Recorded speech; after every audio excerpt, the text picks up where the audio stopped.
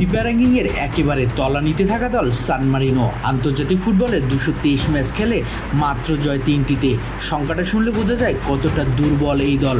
অথচ সেই সান মারিনোর বিপক্ষে আজ মাঠে নামছে বাংলাদেশ সময় রাত 11টায় শুরু হবে ম্যাচটি। কাগজে কলমে বাংলাদেশ এগিয়ে থাকলেও বাস্তবতা বলছে ভিন্ন। মোটেও সহজ হবে না বাংলাদেশের জন্যে, কারণ সান মারিনো নিয়মিত খেলতে অভ্যস্ত ইউরোপের শক্তিশালী দলগুলোর বিপক্ষে। ফ্রান্স, ইংল্যান্ড, নেদারল্যান্ডস কিংবা বসনিয়ার মতো দলের বিপক্ষে খেলার অভিজ্ঞতা আছে তাদের।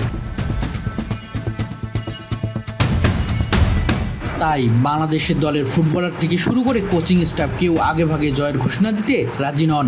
নতুন প্রধান কোচ থমাস ডুলিও মনে করেন, ইউরোপিয়ান পরিবেশ, প্রতিপক্ষের অভিজ্ঞতার কারণে ম্যাচটি হবে কঠিন এক পরীক্ষা। তবে বাংলাদেশের জন্য এটি শুধু একটা প্রীতি ম্যাচ নয়, এটি নতুন কোচ থমাস ডুলির অধীনে প্রথম ম্যাচ। একই সঙ্গে হামজা, শামিসোম, জায়ানসহ নতুন প্রজন্মের ফুটবলারদের নিয়ে গড়ে ওঠা দলের জন্য গুরুত্বপূর্ণ এক মঞ্চ।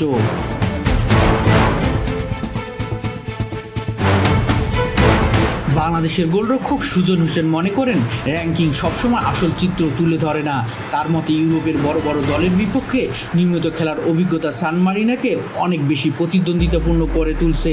অন্যদিকে সহকারী কোচ আল মামুন জানিয়েছেন, থমাস ডুলির নতুন কৌশল ও পরিকল্পনার ধীরে ধীরে মানিয়ে নিয়েছেন খেলোয়াড়রা। অনুশীলনে দেখা গেছে ইতিবাচক ও পরিবর্তনও।